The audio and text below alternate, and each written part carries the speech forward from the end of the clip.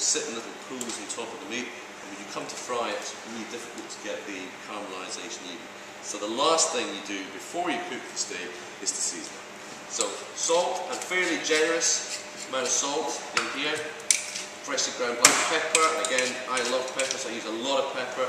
Absolutely your choice about how much you're going to use. And there, and salt. And then I'll just move it around on the board, make sure it's nicely coated and ready to go. So, check the temperature of the pan, number 7, feels perfect, start with a little bit of oil.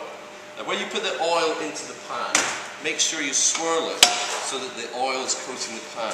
It's easy to put the oil into the pan and then put the steak down on a dry bit of the pan. In goes the steak.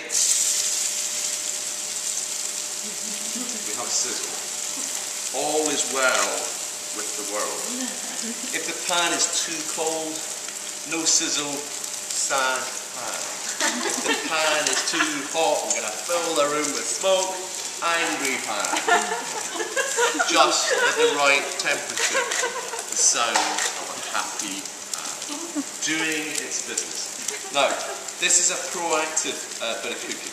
So if you see around here, the oil sitting around this side of the steak is not in here. So I'm just going to swirl this. Okay, to get the oil in contact. And you hear that little sizzle now, that sort of much all the way around the outside of the steak.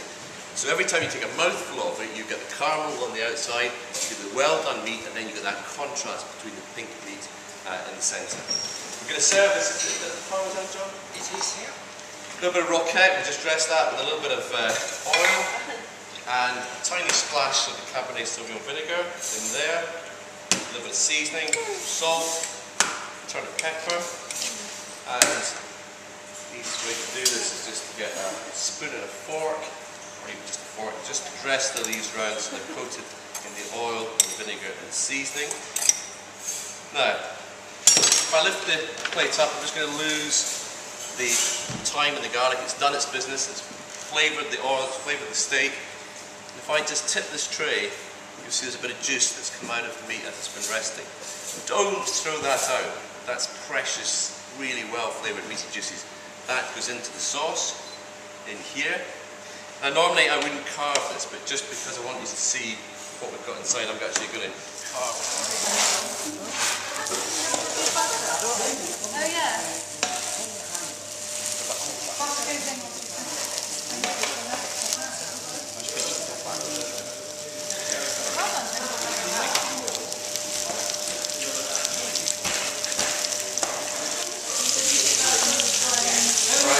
Right there, I take it out now. So that's caramel on it.